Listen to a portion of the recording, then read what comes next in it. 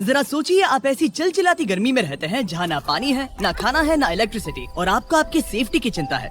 Zambia के एक गांव के लोग इसी सैड रियलिटी के साथ रहते हैं। यहाँ के लोकल सर्वाइव करने के लिए पूरी तरह से नेचुरल रिसोर्सेज पर निर्भर हैं। और क्योंकि ये शहर से दूर रहते हैं और यहाँ पर लाइट नहीं है, इसीलिए यहाँ के बच्चे अंधेरे में रहने के लिए मजबूर हैं। और एक खतरनाक बात कि यहाँ पर क्राइम रेट बहुत ज्यादा है। हमें ये बात पता नहीं चलती अगर डोरा मूनो ने 6 महीने पहले हमसे टिकटॉक के जरिए मदद नहीं मांगी होती। बीस्ट फिलैंथ्रोपी, प्लीज प्लीज हमारा गांव बचाने में मदद करें, हमें आपकी जरूरत है। ये जानने के लिए कि हम उनकी कैसे मदद कर सकते हैं, मैंने डैरन को तुरंत वहाँ भेजा।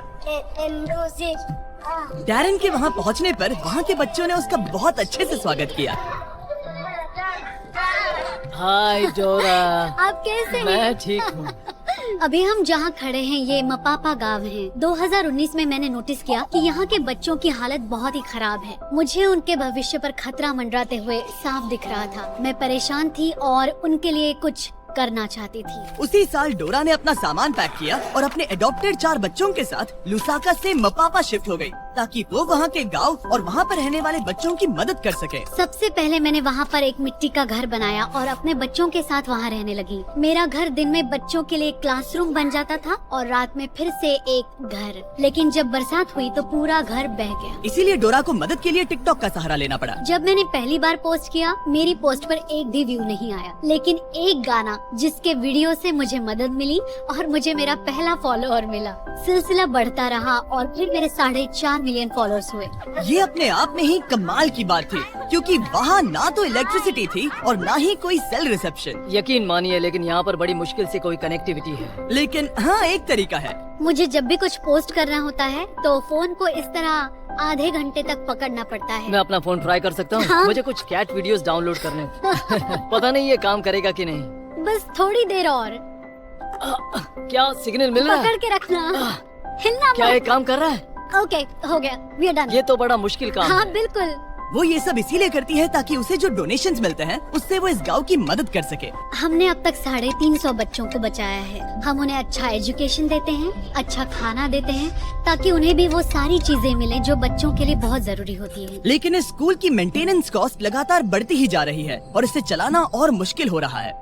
इसका मतलब इस स्कूल को जल्द ही बंद करना पड़ सकता है। ये क्लियर हो गया कि बिजली की कमी उन्हें रोक रही थी और इस गांव को उसकी उन्नति तक पहुंचाने के लिए डोरा की काबिलियत पर पूरा असर पड़ रहा था, जो कि ये अच्छी बात नहीं है। रोज सुबह उठते ही ख्याल आता है कि बच्चे आज क्या खाएंगे। इसे पूरा करना बहुत मुश्किल है, वो भी हर रोज। तो हम सब ने मिलकर एक प्लान बनाया कि हम विशाल सोलर ग्रिड इंस्टॉल करेंगे और फिर सूरज की रोशनी की मदद से हम पूरे गांव को रोशनी दे सकते हैं। हमने तय किया कि इस गांव की प्रगति के लिए सब कुछ करेंगे और डोरा को सरप्राइज देंगे। हमारी टीम ने गिव पावर के साथ मिलकर अगले कुछ महीने सोलर प्लांट खड़ा करने के लिए सीक्रेटली काम किया। मैं एक बार फिर से बताना चाहूंगा कि गिव पावर नहीं होते तो हम ये काम वक्त पर पूरा नहीं कर पाते। महीनों की प्लानिंग और इतने हार्ड वर्क के बाद मैं इस पैनल में आखिरी बोल्ट कसने जा रहा हूँ। आखिर काम पूरा हुआ। जैसा कि आप मेरे पीछे देख सकते हैं कि सूरज डूबने वाला है और हम बस कुछ ही पलों में पहली बार लाइट्स शुरू करने वाले हैं। और आज के बाद से बच्चों को रात में कभी अंधेरा नहीं देखना पड़ेगा। जिस पल का इंतजार था वो आ गया है। हम लाइट शुरू करने जा रहे हैं। मैथियो, हमारा इलेक्ट्रिशियन, मेरे सिग्नल के लिए रुका है और अब मैं उसे शुरू करने का इशारा करने जा रहा हूँ। मैथियो, लाइट शुरू करो।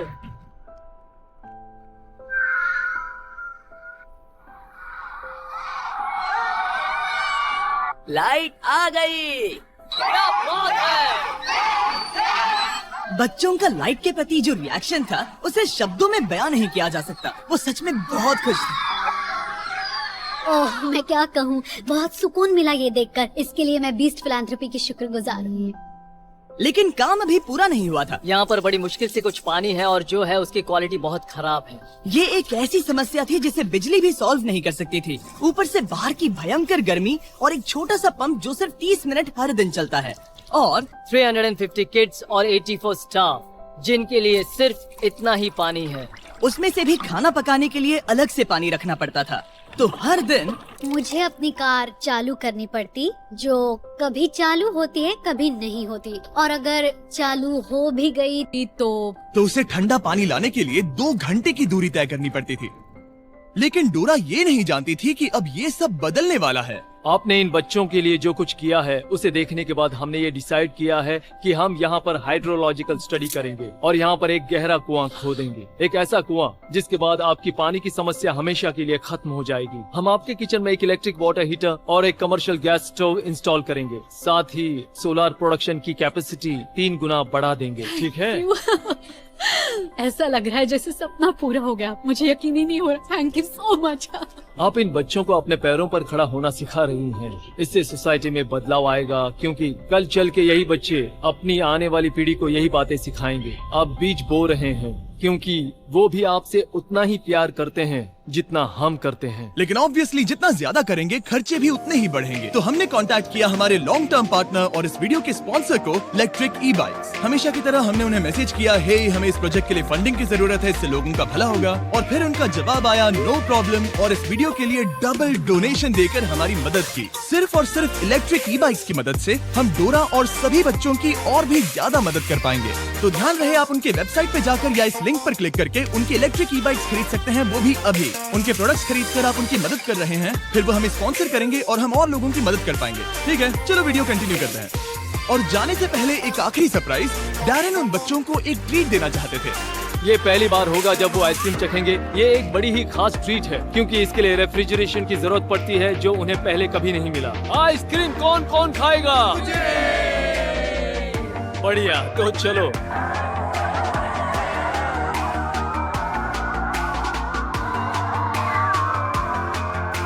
हमेशा की तरह वीडियो देखने के लिए शुक्रिया। ऐसा करके आपने हमें पैसे कमाने का मौका दिया ताकि हम औरों की मदद कर सके। आप सबने अपना कीमती वक्त दिया, जिससे कि हमें मिलता है एड रेवेन्यू, और वो सीधा 20 फिलैंथ्रोपी चैरिटी को जाता है, जो कि पूरी दुनिया में सभी लोगों की मदद के लिए बना है। और जहाँ तक कि इस प्रोजेक्ट की बात है, हम कोशिश करेंगे कि डोरा को इन बच्चों की मदद करने के लिए कभी कोई तकलीफ ना हो। और अगर